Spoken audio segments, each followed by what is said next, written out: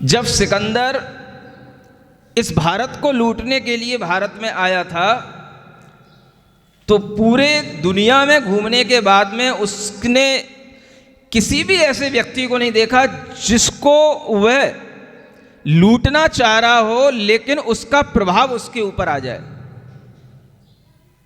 उसे एक संत मिला जिसके पास वो गया और दुनिया में हर जगह पर हर व्यक्ति के ऊपर उसने अपना प्रभाव डाला, लेकिन जब वो दिगंबर संत के पास में गया तो उनसे प्रभावित इतना हो गया कि वह सिकंदर उन दिगंबर संत को अपने यूनान में लेकर के जाने के लिए उनसे प्रार्थना की और वह एक दिगंबर संत को यूनान में लेकर के भी गया। ये किसका प्रभाव था? ये त्याग का प्रभाव था, ये दिगंबरत्व का प्रभाव था जो उस सिकंदर को भी प्रभावित कर सका।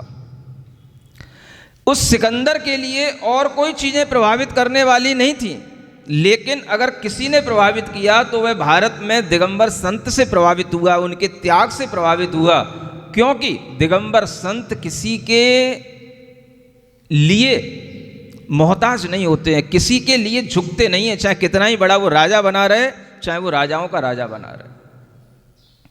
दुनिया में वो जहां भी जाता था उसकी खिदमत होती थी, लेकिन जब वो संत के सामने आकर के खड़ा हो गया तो संत ने उसकी तरफ देखा तक नहीं।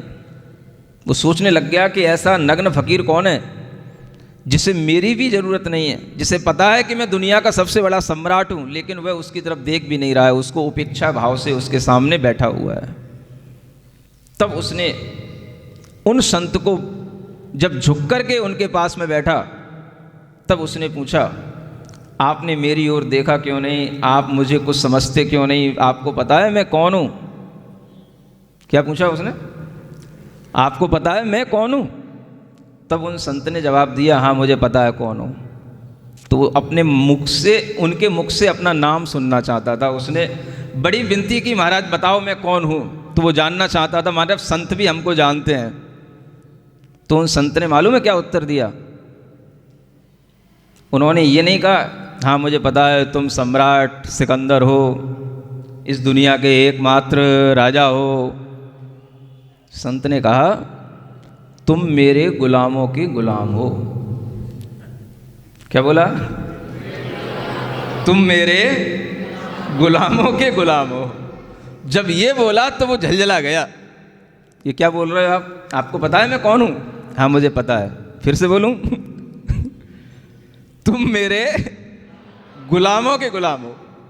एक क्षण तो उसको गुस्सा भी आ गया, लेकिन वो करता क्या कि संत के ऊपर गुस्सा करने का कोई मतलब नहीं है, लेकिन वो समझ रहा था कि संत है, कोई बहुत पहुंचा हुआ संत है, अगर कुछ कह रहा है तो उसको समझना भी चाहिए। तो क्षण भर में उसने गुस्सा थोड़ा सा कम किया। सुन रहे हो? एकदम से जैसे खड़ा हो जाता है उतावला बन करके, ऐसा सिकंदर भी अपने लिए एकदम से खड़ा हो गया। क्या बोल रहे हो? लेकिन फिर वो सोचता है, नहीं नहीं संत हैं, कुछ कह रहे हैं तो सुनना भी चाहिए, समझना भी चाहिए। तो उसने बड़ी विनम्रता से पूछा, मैं आपका मतलब समझा नहीं, आपने क्या बोला? ये पहचान तो मुझे कभी किसी ने नहीं दी, ये नाम तो मेरा कुछ था ही नहीं। तब उनने कहा, मैंने जिन अंतरंग गुलामों को जीता है वो क्रोध, मान, माया, लोभ, लालच, ये गुलाम है मेरे। ये कौन है? हाँ, ये मेरे ऊपर काबिज नहीं होते हैं, इनको मैं गुलाम बना करके रखा हूं। ये मेरे अंतरंग शत्रु हैं, इनको मैं गुलाम बना के रखा हूं, और इन्हीं गुलामों के तुम गुलाम बने हुए हो।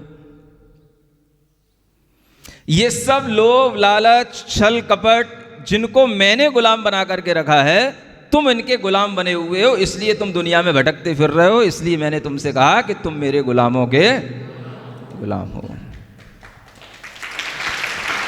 तब उस सिकंदर को समझ में आया कि संत कहां से बोलता है, संत क्या बोलता है। तब उसके लिए लगा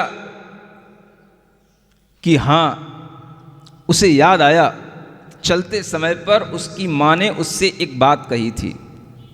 बोले, बेटा तू दुनिया को लूटने जा रहा है, दुनिया पे राज्य करने जा रहा है, जा, लेकिन जब तू भारत जाना तो वहां से कुछ मिले तुझे या ना मिले, लेकिन भारत से एक दिगंबर संत को अपने देश में लेकर के आना, तेरे देश का उद्धार हो जाएगा। तब उसे लगा कि हाँ, ये जो बात माँ ने कही थी ये इसीलिए कही थी। आज उसकी आंखें खुली और तब उसको समझ में आया कि हाँ, वास्तव में हम गुलामों के गुलाम हैं।